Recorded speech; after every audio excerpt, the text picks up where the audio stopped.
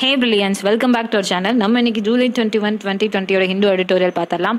இன்னைக்கு எடிட்டோரியல் எதை பத்தி சொல்லிருக்காங்க அப்படின்னு சொல்லி பாத்தீங்கன்னா, ரீஓபனிங் ஆஃப் ஸ்கூல்ஸ். இது வந்து ஒரு பெரிய ஒரு டிபேட் டாபிக்கா போயிட்டு இருக்குது இல்லையா? எப்போ ஓபன் பண்ணுவீங்கன்னு ஒரு பக்கம், ஓபன் பண்ணா பேண்டமிக் வந்து இன்க்ரீஸ் ஆயின்னு ஒரு பக்கம். ஸோ அதை பத்தின ஒரு ரைட் ஆன்சர் யாருக்குமே தெரியாது. யாராலுமே ஒரு ஃபிக்ஸ்டா இன்னைக்கு ஓபன் பண்ணிடலாம்னு சொல்ல முடியாது.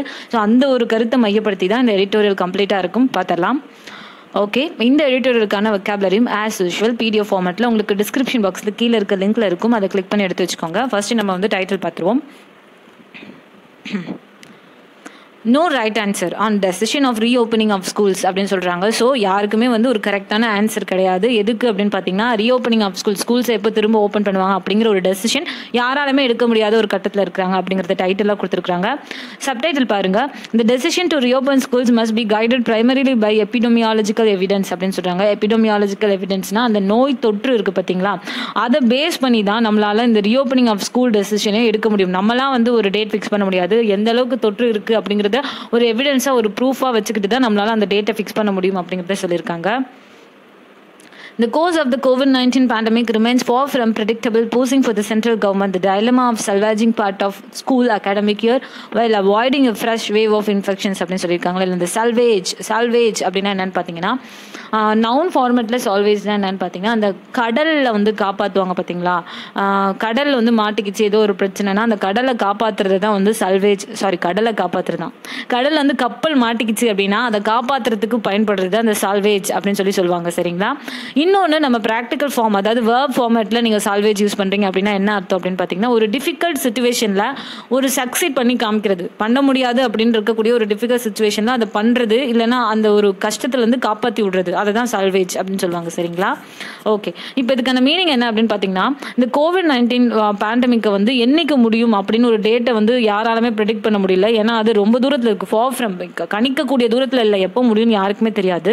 ஸோ சென்ட்ரல் கவர்மெண்ட் வந்து ஒரு டயலமாவில் இருக்காங்க. டயலமா அப்படின்னா ஆசிலேஷன்ல என்ன பண்றதுன்னு தெரியாம அங்கிட்டான்னு இருப்போம் பார்த்தீங்களா, அதான் டயலமா. ஸோ ஒரு ஆசிலேஷன்ல இருக்கிறாங்க, எப்போ வந்து ஸ்கூல் அகாடமிக் இயரை வந்து ஆரம்பிக்கிறது அப்படின்னு சொல்லிட்டு. அதே சமயத்தில் ஸ்கூல் எப்போ ஓப்பன் பண்ணுவோன்னு இருக்க கவனம் வந்து இன்னுமே திரும்ப இன்ஃபெக்ஷன் அதிகமாகாமல் இருக்கணும் அப்படிங்கிற கவனமும் சேர்த்து பார்த்துட்டு இருக்கிறாங்க. ஸோ ஒரு பெரிய டயலமாவில் கவர்மெண்ட்லாம் இருக்கிறாங்க இந்த விஷயத்தை பொறுத்த வரைக்கும். The school reopening question has not been resolved satisfactorily in other parts of the world and the measures by many countries have been experimental அப்படின்னு சொல்கிறாங்க. ஸோ ஸ்கூல் ரீஓப்பனிங் என்னைக்கு அப்படிங்கிறது நம்ம நாட்டில் மட்டுமே இல்லை, நிறைய வேர்ல்டு ஃபுல்லாக இருக்கக்கூடிய நிறைய கண்ட்ரீஸ்லையுமே யாராலுமே ஒரு சாட்டிஸ்ஃபேக்டரியான ஆன்சர் கொடுக்க முடியல என்னைக்கு வந்து ஸ்கூல் ரீஓப்பனிங் அப்படின்னு சொல்லிட்டு. அது மட்டும் இல்லாமல் மெனி கண்ட்ரீஸ் வந்து இதை பற்றி ஒரு எக்ஸ்பெரிமெண்டல் அப்படின்னா இந்த எப்படி இந்த ஒரு பேண்டமிக் டைமில் ஸ்கூல் ரீஓப்பனிங் சாத்தியமா இல்லையான்னு சொல்லிட்டு சில ரிசர்ச்சும் பண்ணி வெளியிட்டிருக்கிறாங்க. அது என்னங்கிறத நம்ம பார்க்கலாம். Yet, policymakers are aware of severe impact to the education process and the losses to students. The alternative of remote and online learning opportunities is skewed by economic status and geography அப்படின்னு சொல்கிறாங்க. இந்த skewed அப்படின்னா என்னன்னு பார்த்தீங்கன்னா, ஸ்கீன்னு pronounce பண்ணால் போதும். அதாவது சடனாக டைரக்ஷனை சேஞ்ச் பண்ணுறது, இல்லைனா இருக்க பொசிஷனை சேஞ்ச் பண்ணிக்கிறது, அதுதான் வந்துட்டு ஸ்கீ அப்படின்னு சொல்லுவாங்க. அதாவது சடன்லி சேஞ்சிங். சரிங்களா? ஓகே, அதாவது பாலிசி மேக்கர்ஸ், கொள்கையெல்லாம் மேக் பண்ணுறவங்க இருக்காங்க பார்த்தீங்களா, அவங்களுக்கு நல்லாவே தெரியும் எஜுகேஷன் ப்ராசஸ் வந்து கம்ப்ளீட்டாக அடிபட்டிருக்குது, இது வந்து ஒரு ஸ்டூடெண்ட்ஸ்க்குலாம் ஒரு பெரிய இழப்பு தான் அப்படிங்கிறது தெரியும். இருந்தாலும் அல்டர்னேட்டிவ் ஆப்ஷன் என்ன இருக்குது அப்படின்னு பார்த்தீங்கன்னா ஆன்லைன் எஜுகேஷன் தான்.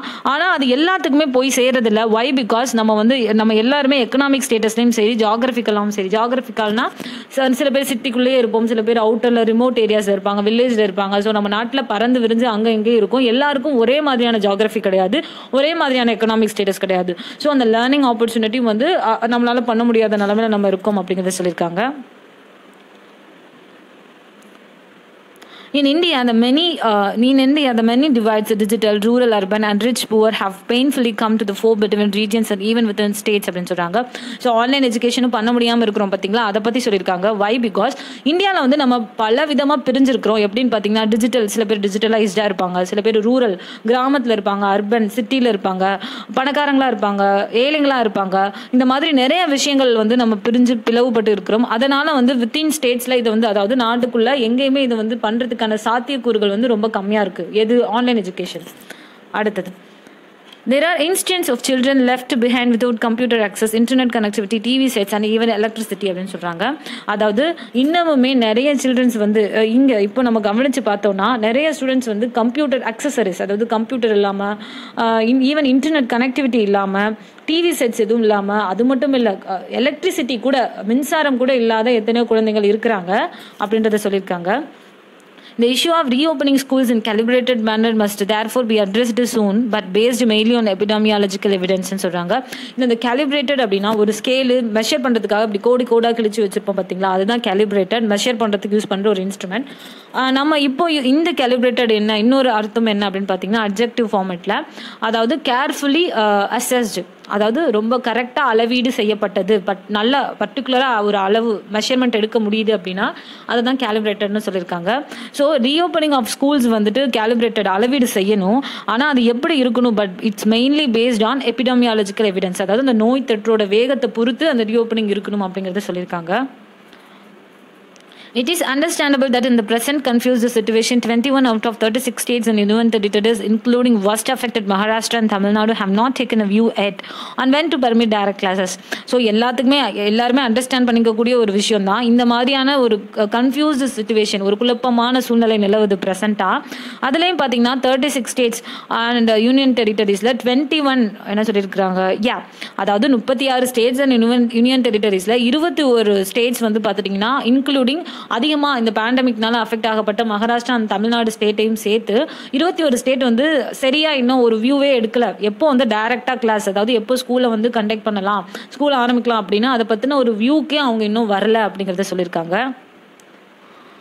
States have also been asked to ascertain the opinion of parents on the issue, although it is unclear how they can do this in the short window given to them அப்படின்னு சொல்கிறாங்க. So நிறைய states government வந்து இந்த ஒரு ஷியராக எடுக்க முடியாத, அந்த decision எடுக்க முடியாத இந்த ஒரு விஷயத்த பேரண்ட்ஸ் கிட்ட ஒப்பீனியன் கேட்குறாங்க, எப்போ ஓப்பன் பண்ணலாம் என்ன பண்ணலாம்னு சொல்லிட்டு. ஆனால் என்ன இருந்தபோதும் அவங்ககிட்ட கேட்டால் மட்டும் அவங்களால என்ன பண்ணிட முடியும், இந்த குறைஞ்சபட்ச காலத்தில் ஷார்ட் விண்டோவில் இந்த ஒரு குறுகிய காலத்தில் அவங்க வந்து எதுக்குமே ப்ரிப்பேர் ஆகிருக்க மாட்டாங்க. ஸோ அவங்களால மட்டும் என்ன பண்ண முடியும், டெசிஷன் எடுத்துட முடியுமா என்ன, முடியாது இல்லையா, அதை தான் சொல்லியிருக்காங்க. Among the center's responses to the problem initiated through organizations such as the CBSE is a reduction of the syllabus load for classes 9 to 12 by 30%. Although this ostensibly supportive decision has become controversial for its choice of topics for removal, democratic rights, federalism, citizenship and secularism to name a few அப்படின்னு சொல்லியிருக்கிறாங்க.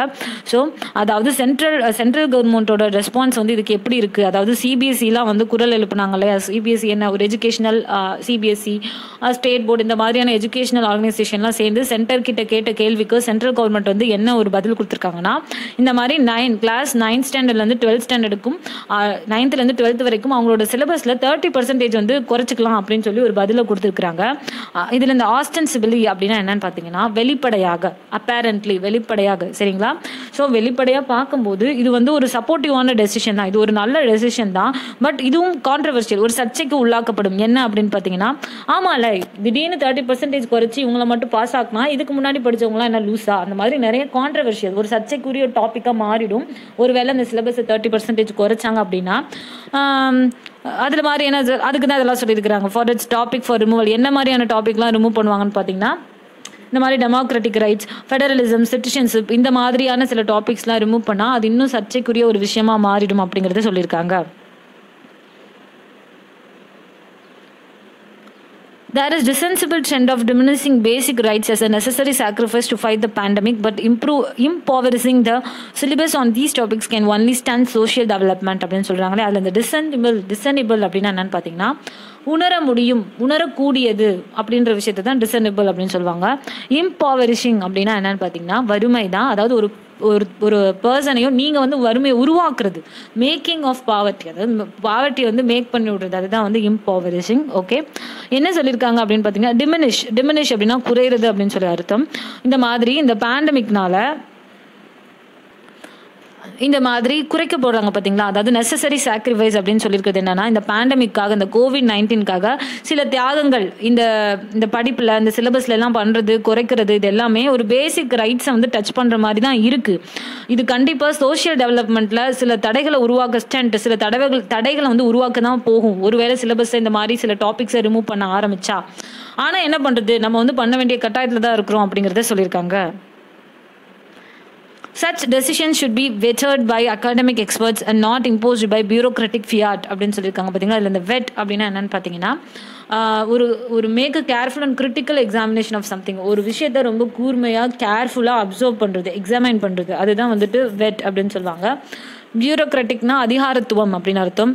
Fiat அப்படின்னா ஒரு முறையான அங்கீகாரம் கொடுக்கறது, ஒரு proper authorisation, அதுதான் Fiat அப்படின்னு சொல்லுவாங்க. ஸோ இந்த மாதிரி சிலபஸை குறைக்கிறது அப்படிங்கிற விஷயத்துக்கு ஒரு ப்ராப்பரான அகாடமிக் எக்ஸ்பர்ட் கிட்ட அந்த ஆலோசனைலாம் கேட்டு ஒரு அதிகாரத்துவமாக இந்த விஷயத்தை பண்ணணும். சரிங்களா, அஃபிஷியலாக பண்ணணும். ஏனோ தானே நீங்கள் நினச்ச மாதிரி ஒரு டாபிக் எல்லாம் ரிமூவ் பண்ணக்கூடாது. இதில் வந்து நீங்கள் ஒரு அகாடமிக் எக்ஸ்பர்ட்லாம் வச்சுட்டு முறையாக தான் பண்ணணும் அப்படிங்கிறத சொல்லியிருக்காங்க. More fundamentally, if lessons are to be drawn from around the world on back to school plan, a just released large scale study from South Korea would be useful அப்படின்னு சொல்கிறாங்க. ஸோ மோர் ஃபண்டமெண்டலி பேசிக்காக பார்க்க போனால் இந்த மாதிரி லெசன்ஸை remove பண்ணுறது அதெல்லாம் ஒரு பக்கம் இருக்கட்டும். ஆனால் நீங்கள் ஒருவேளை இந்த ஸ்கூல் ரீஓப்பனிங்கை பற்றியோ சிலபஸை ரிமூவ் பண்ணுறதை பற்றியோ ஏதோ ஒரு டவுட்டு வேர்ல்டு லெவலில் நீங்கள் செக் பண்ணிக்கணும், இந்த பேக் டு ஸ்கூல் பிளானை பற்றி தெரிஞ்சுக்கணும் அப்படின்னா அதில் சவுத் கொரியா ரிலீஸ் பண்ணியிருக்க ரீசன்ட் ஸ்டடி, அந்த ரிப்போர்ட் வந்து ரொம்ப உபயோகமாக இருக்கும். ஒருவேளை நீங்கள் வந்து வேர்ல்டில் ஏதோ ஒரு கண்ட்ரியை ஃபாலோ பண்ணணும்னு விரும்புறீங்க, இந்த ஸ்கூல் திரும்பி எப்போ ஓப்பன் பண்ணுறது, சிலபஸ் வைஸ் என்ன பண்ணுறதுன்ற குழப்பங்களுக்கு வேர்ல்டுக்குள்ளே இருக்க ஏதோ ஒரு கண்ட்ரியை நீங்கள் திரும்பி பார்க்க விரும்புறீங்க அப்படின்னா சவுத் கொரியா ரிலீஸ் பண்ணியிருக்கிற ரீசன்ட் ஸ்டடி வந்து உங்களுக்கு உதவும்னு சொல்லியிருக்காங்க. Research findings from that country, which worked hard to contain the pandemic yearly, show that older children between 10 and 19 transmit the virus as much as adults do அப்படின்னு சொல்லியிருக்காங்க. So அந்த south கொரியாவோட அந்த ரிசர்ச்சில் என்ன சொல்லியிருக்காங்க அந்த ஸ்டடியில் அப்படின்னு பார்த்தீங்கன்னா, இந்த மாதிரி பேண்டமிக்கை வந்து ரொம்ப முன்னாடியே கண்ட்ரோல் பண்ணுறதுக்கு ரொம்ப கஷ்டமாக தான் இருந்துச்சு. அதுலேயும் குறிப்பாக சொல்ல போனால் 10லேருந்து 19 வயசு இருக்கக்கூடிய சில்ட்ரன் வந்துட்டு அடல்ட்ஸ் வந்து எந்த அளவுக்கு வைரஸை ஸ்ப்ரெட் பண்ணுவாங்களோ அதே அளவுக்கு இந்த சில்ட்ரனும் ஸ்ப்ரெட் பண்ணுறாங்க. ஸோ இது வந்து ரொம்ப கஷ்டமான ஒரு செயல் தான் கண்ட்ரோல் பண்ணுறதுக்கு ஸ்டூடெண்ட்ஸ் மத்தியில் வைரஸ் அப்படின்னு சொல்கிறாங்க. The findings have been acknowledged by public health institutions in the US as valuable and offer a cautionary pointer to community spread among adults and vulnerable group from older students அப்படின்னு சொல்கிறாங்க. So இந்த ஒரு research வெளியிட்டாங்களே, இந்த ஒரு ஃபைண்டிங்கை வந்துட்டு யூஎஸோட health இன்ஸ்டியூஷனே வந்து acknowledge பண்ணியிருக்கிறாங்க, ஒத்துட்டு இருந்திருக்கிறாங்க. என்னென்ன வேல்யூபிள் அப்படின்னா, ஆமாம் மதிக்கத்தக்கது தான் இந்த ரிப்போர்ட்டு, இதில் உண்மைகள் இருக்குது அப்படிங்கிறத சொல்லியிருக்கிறாங்க. அதுலேயும் குறிப்பாக என்ன சொல்லியிருக்கிறாங்க அப்படின்னு பார்த்தீங்கன்னா, இந்த மாதிரி வல்னரபிள் குரூப்ஸ் அப்படின்னா பாதிக்கப்பட்ட குரூப்ஸ் இருப்பாங்க இல்லையா, ஓல்டர் ஸ்டூடெண்ட்ஸ்னால் அந்த 10லேருந்து 19 குறிப்பிட்டாங்க பார்த்தீங்களா. ஸோ அவங்க வந்து ரொம்ப அதிகமாக கம்யூனிட்டி ஸ்ப்ரெட் பண்ணுறதுக்கு வாய்ப்புகள் இருக்குது இல்லையா. குழந்தைங்க வீட்டுக்கு போனால் அங்கே இருக்கவங்களுக்கு பரவும், அந்த மாதிரி கம்யூனிட்டி சமூக பரவல் உருவாகிறதுக்கு வாய்ப்பு இருக்குது அப்படிங்கிறத சுட்டி காட்டியிருக்காங்க. On the other hand, the European experience instanced by Denmark as far back as April is that containment and community has to be precede school reopening. அதே சமயத்தில் இன்னொரு பக்கம் பார்த்தீங்கன்னா, டென்மார்க் வந்து என்ன சொல்லியிருக்காங்க அப்படின்னு பார்த்தீங்கன்னா, எப்போ ஓப்பன் பண்ணாலும் சரி ஸ்கூலை அவங்க என்ன சொல்லியிருக்காங்க அப்படின்னு பார்த்தீங்கன்னா, இந்த மாதிரி ரீஓப்பனிங் நடக்கிறதுக்கு முன்னாடி, ஸ்கூல் ரீஓப்பனிங் நடக்கிறதுக்கு முன்னாடி நம்ம வந்து கண்டெய்ன்மெண்ட் வந்து ஸ்ப்ரெட் ஆகிறத கண்டிப்பாக கண்ட்ரோல் பண்ணியிருக்கணும். ஸோ இதுதான் டென்மார்க்கோட ஒரு பாயிண்ட். நம்ம எப்போ ஸ்கூல் ரீஓப்பன் பண்ணாலும் அதுக்கு முன்னாடி நம்ம கரெக்டாக எல்லாத்தையும் கண்டெயின் பண்ணிட்டோமா, அதாவது ஸ்ப்ரெட் பண்ணாமல் தடுத்துட்டோமா அப்படிங்கிறதுல குறிப்பாக இருக்கணும்னு சொல்லியிருக்கிறாங்க. The question is much more complex for India as a society that has severe inequities and where students live in multi-generational homes அப்படின்னு சொல்கிறாங்க. அதில் இன்இக்விட்டி அப்படின்னா என்னன்னு பார்த்தீங்கன்னா, அக்கிரமம், இம்மாரல் அப்படின்னு சொல்லுவாங்க இல்லையா, அதுதான் இன்இக்விட்டி. இன்னும் லைட்டான மீனிங், அதாவது இன்னொரு மீனிங் என்னன்னு பார்த்தீங்கன்னா, உரிமை வந்து ஒவ்வொருத்தருக்கும் ஒவ்வொரு மாதிரி பார்ஷியாலிட்டியாக இருக்கிறதையும் இன்இக்விட்டின்னு சொல்லுவாங்க. ஓகே, இதில் நம்மளோட கொஸ்டின், ஒவ்வொரு நாடும் இப்படின்னு சொல்லிட்டோம், இதில் நம்மளுக்கு இருக்கக்கூடிய கொஸ்டின் என்ன அப்படின்னு பார்த்தீங்கன்னா, இந்தியாவில் நம்மளோட சொசைட்டி வந்து நிறைய வந்து பார்ஷியாலிட்டியாக இருக்குது. ஒரு பக்கம் நல்லா இருப்பாங்க, ஒரு பக்கம் நல்லா இருக்க மாட்டாங்க. ஸோ ஸ்டூடெண்ட்ஸ் ஒவ்வொருத்தரும் ஒவ்வொரு மாதிரியான ஒரு கட்டத்தில் இருக்கிறாங்க. ஆல்ரெடி சொல்லியிருந்தாங்களே, rich, poor, urban, remote village, இந்த மாதிரிலாம் இருக்கிறாங்க. ஸோ நம்ம இந்த ஒரு விஷயத்தை எப்படி அணுகிறதுங்கிறது தான் நம்மளோட ஒரு பெரிய கொஸ்டின் அப்படிங்கிறத சொல்லியிருக்காங்க. மற்ற நாட்டை கம்பேர் பண்ணும்போது நம்ம தான் மோர் காம்ப்ளெக்ஸ், ரொம்ப கிரிட்டிக்கலாக இருக்கும் இந்த விஷயத்தில் அப்படிங்கிறத சொல்லியிருக்காங்க. Clearly, no early date can be set for a full reopening, and protocols on class size, distancing, ventilation of rooms, face covering, and even open air classes need to be evolved. Meanwhile, developing remote education for measurable outcomes should be pursued actively, since future disruption cannot be ruled out. இதில் disruption அப்படின்னா disturbance அப்படின்னு அர்த்தம். Okay, கிளியராக நமக்கு என்ன point புரியுது அப்படின்னா, இந்த மாதிரி முன்னாடியே என்னைக்கு ஸ்கூல் திறப்பாங்க அப்படிங்கிற ஒரு பர்டிகுலர் டேட் சொல்றது ரொம்ப கஷ்டம். சரிங்களா? அது மட்டும் இல்லாமல் இந்த மாதிரி ப்ரோட்டோகால்ஸ்னா நெறிமுறைகள், எதுக்கெல்லாம் கிளாஸ் சைஸ் எப்படி இருக்கணும், டிஸ்டன்ஸ் மெயின்டைன் பண்ணணும், காத்தோட்டமான ரூம்ஸ் தேவை, ஃபேஸ் எல்லாம் கரெக்டாக கவர் பண்ணியிருக்கணும், முடிஞ்சா ஓப்பன் ஏர் கிளாஸஸ்லாம் நடத்தணும். ஸோ இதெல்லாம் நம்ம இன்னும் பண்ணலாம், நீட்ஸ் டு பி எவால்வ். இதெல்லாம் இனிமேல் தான் பண்ணணும், அதெல்லாமும் நம்ம பண்ணணும் முன்னாடியே. சரிங்களா? ஸோ இதெல்லாமும் இருக்குது, இதெல்லாமும் சேர்த்து செஞ்சால் தான் ரீஓப்பன் பண்ண முடியும். நம்ம பேசாமல் திறந்து விட்டுற முடியுமா ஸ்கூலில்? இல்லை. ஸோ இந்த மாதிரியான விஷயங்களும் பண்ண வேண்டியது இருக்குன்னு சொல்கிறாங்க. அதே மாதிரி ஓகே, இந்த விஷயம்லாம் நீங்கள் பண்ணணும், ரீஓப்பனிங் டேட் சொல்ல முடியாது. ஓகே, இருந்த போதும் இந்த ஒரு நிறையா கஷ்டங்கள் இருக்குது நம்ம சொசைட்டியில். இருந்தாலும் இந்த மாதிரி distance education, remote education, online எஜுகேஷனை வந்து இம்ப்ரூவ் பண்ணுறதுக்கு சில வழிகள் நீங்கள் வந்து எடுக்கணும். பிகாஸ் ஃபியூச்சர் வந்து இதனால சீர்கேடுறது நடக்கக்கூடாது, ஃபியூச்சரை வந்து கெடுத்துடக்கூடாது. ஸோ முடிஞ்ச அளவுக்கு ஆன்லைன் எஜுகேஷனையும் ஆக்டிவாக கொண்டு வரதுக்கு பார்க்கணும் அப்படிங்கிறத சொல்லி இந்த எடிட்டோரியல் முடிச்சிருக்காங்க. இது ரொம்ப ஈஸி எடிட்டோரியல் தான். ஸோ கண்டிப்பாக உங்களுக்கு புரிஞ்சிருக்கும்னு நினைக்கிறேன்.